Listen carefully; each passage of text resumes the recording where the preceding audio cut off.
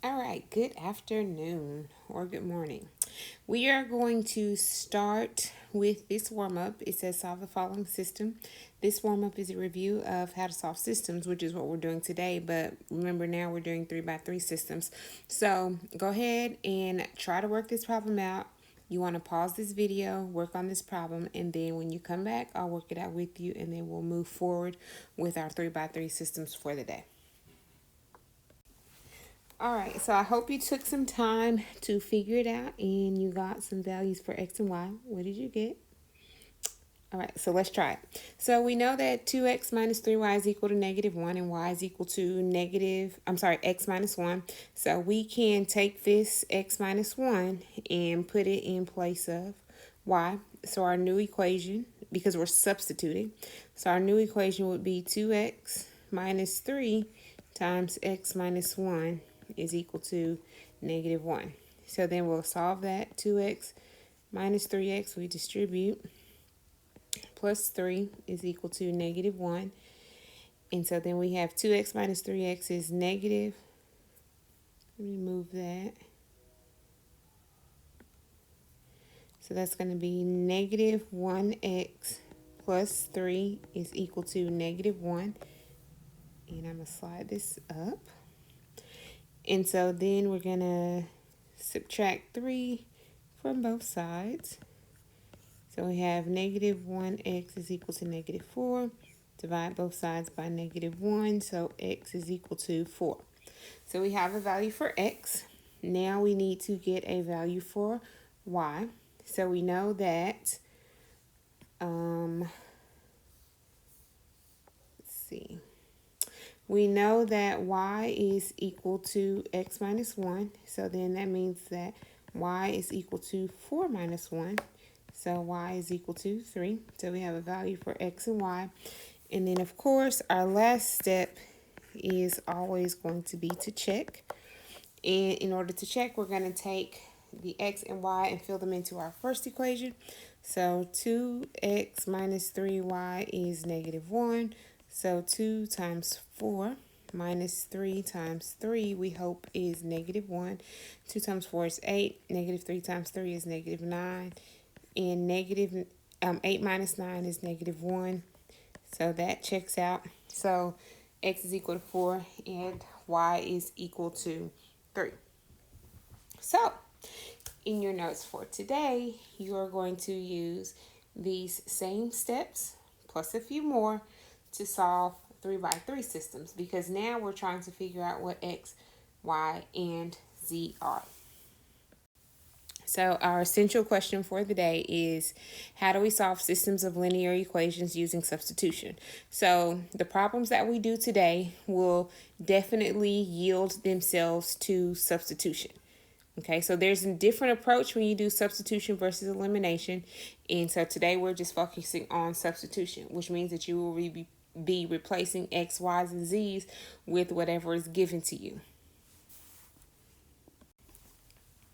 All right, so here is our first example. We have negative 5x minus 3y plus z is equal to negative 4. Negative 2x minus 2y plus 2z is equal to 4. And then z is equal to x plus 5. So this particular problem lends itself to substitution because it tells us that z is equal to x plus 5. So we already know the value of z. So then we can take that value and substitute it into z so that we can essentially get rid of one of our variables, because your first step is always to get rid of a variable some kind of way. So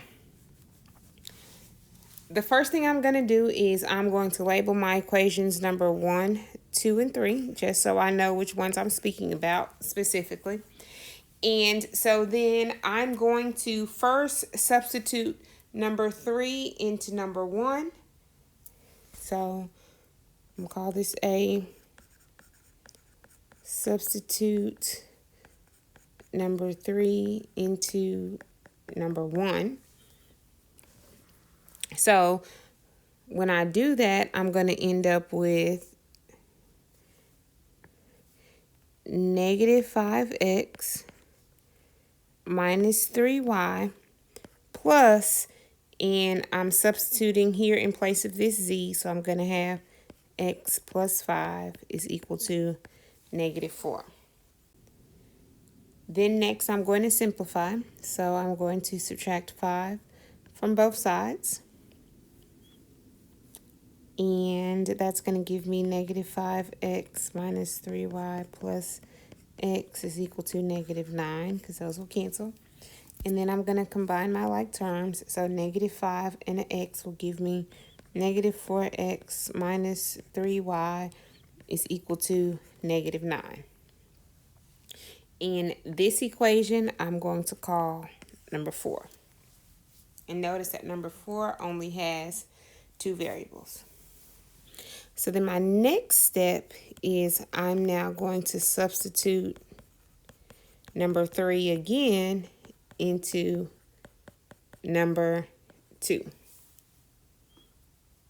And so then when I do that, I have negative 2x minus 2y plus 2. And instead of z, I'm going to have x plus 5 is equal to 4. So that's negative 2x minus 2y plus 2x plus 10, because I distributed, is equal to 4. And so then I'm going to subtract 10 from both sides. So negative 2x minus 2y plus 2x is equal to negative 6. And then my negative 2x and my positive 2x, those are going to cancel out. So I'm left with negative 2y is equal to negative 6. Then I can divide both sides by negative 2, and y is equal to 3. So I already have a value for y. And at any time, if you need to pause, then go ahead and make sure that you pause and go back and figure out how I did the steps, but just pause whenever you need to. In this equation, I'm actually going to call number 5 because I'm going to need it. So now that I have broken down my equations, I'm going to now combine, which we're going to say this is step C, is combine number 4 and number 5. Oops, that is not number 5. Okay, so over here, number 4 says 4x minus 3y is equal to negative 9. And then number 5 says that y is equal to 3. And every time I say number 5, I think about Umbrella Academy. But anyways, so I know that y is equal to 3. So I'm going to substitute again number 5 into number 4. And that's what I mean by combine. So I'm going to say substitute. Okay. And so when I do that, then I have 4x minus 3 times 3 is equal to negative 9. So 4x minus 9 is equal to negative 9. Going to add 9 on both sides. So 4x is equal to 0. So x would be equal to 0. So now I have a value for x. Okay. So I have a value for x. I have a value for y. Now I need to get a value for z. Well, I can go back to the very beginning because equation number 3 tells me that z is x plus 5. So I'm going to go back to that one, and I'm going to say z is equal to x plus 5. And so z is equal to 0 plus 5. So z is equal to 5. So my step D should be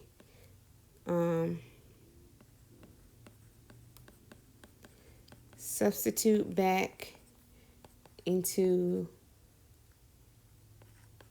one of the original 3. And then my step number E for all these problems is to check. Okay, and so I don't have a whole lot of room here. So I'm going to just slide up to check.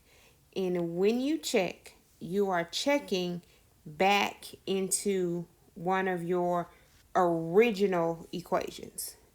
Okay, so always check using one of the original equations. Okay, and so I'm just picking number 1 just because it's number 1, not for any reason, only because it's number 1. So number 1 says negative 5x minus 3y plus z is equal to negative 4. So I'm going to substitute all the values that I know. So negative 5 times x, which is 0, minus 3 times y, which is 3, plus z, which is 5, we hope is negative 4. So negative 5 times 0 is 0. Negative 3 times 3 would be minus 9, plus 5 is equal to negative 4. So negative 9 plus 5 is negative 4. Negative 4 is equal to 0. That checks, so my values are correct. Now, if you wanted to, you could also check in number 2, and that would be just if you want to be on the safe side or whatever you want to do. So let's just go ahead and do that so that you can see what I mean by that. So number 2 says negative 2x minus 2y plus 2z is equal to 4. So that's going to be negative 2 times 0 minus 2 times 3 plus 2 times 5, we hope is 4. And for this reason right here, this plus 2z is why I cross my z's so that I can distinguish between a 2 and a z. So negative 2 times 0 is 0, negative 2 times 3 is negative 6, and positive 2 times 5 is 10. We hope that's 4. Negative 6 plus 10 is in fact 4. So that all works out. So my answer to this problem would be x is equal to 0, y is equal to 3, z is equal to 5, and you could also probably see that written as an ordered triplet. So 0, 3, 5. And that would be my solution. So we're going to do about 3 more because I know this is a little bit overwhelming and it's a lot. So we're going to work through 3 more so that hopefully you understand and can kind of see where the thinking goes, where it starts, how you move from one step to the next. So don't be overwhelmed. Just go to the next one.